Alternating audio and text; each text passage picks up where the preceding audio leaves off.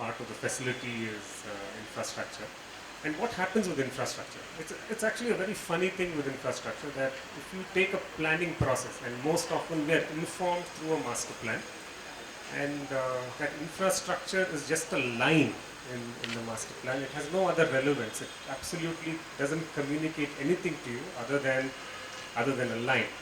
Now, today the logic of what we are going to look at is, city is going to expand. You have the 2031 master plan coming in. They're going to say that the city is going to become plus 1,000 square kilometers, and we're already at close to 800 to 840 square kilometers. So these are the issues which are there. City is going to grow rapidly. But let me look at it differently for a minute.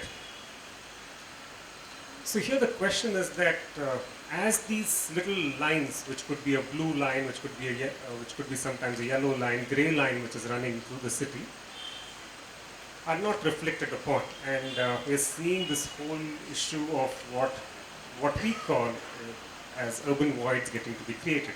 So urban voids, we can classify them into three parts. There are planning voids, which come through sewage lines, high tension lines, railways cutting across the city. We have functional voids which emerge because there is a metro line and a lot of things happening around the metro.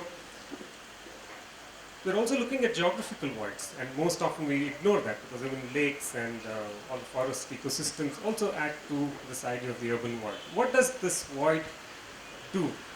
They're actually spaces which are, in a classific, if you say from a purely dictionary-based reading of it, it says that they're useless, underused, abandoned, or in between spaces among the public and the private realm. So I think our story begins here.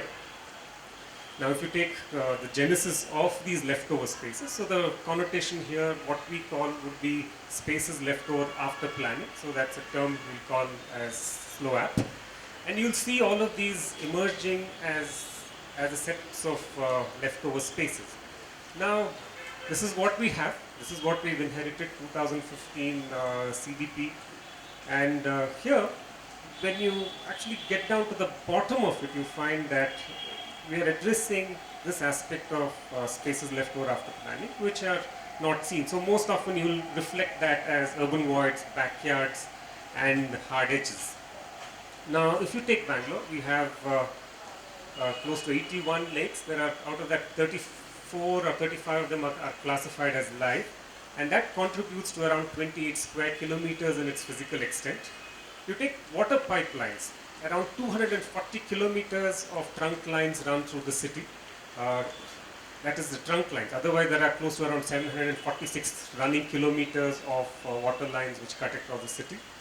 We have in the phase 1, part phase 2, you look at close to around 114, 115 kilometers of metro line which cuts through the city.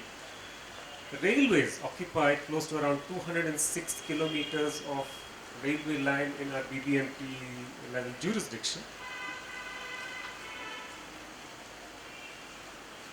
Sewage lines are close to around 6,000 kilometers of sewage lines which are there. Out of that, the critical one will be around close to 302 kilometers of trunk lines which cut across the city.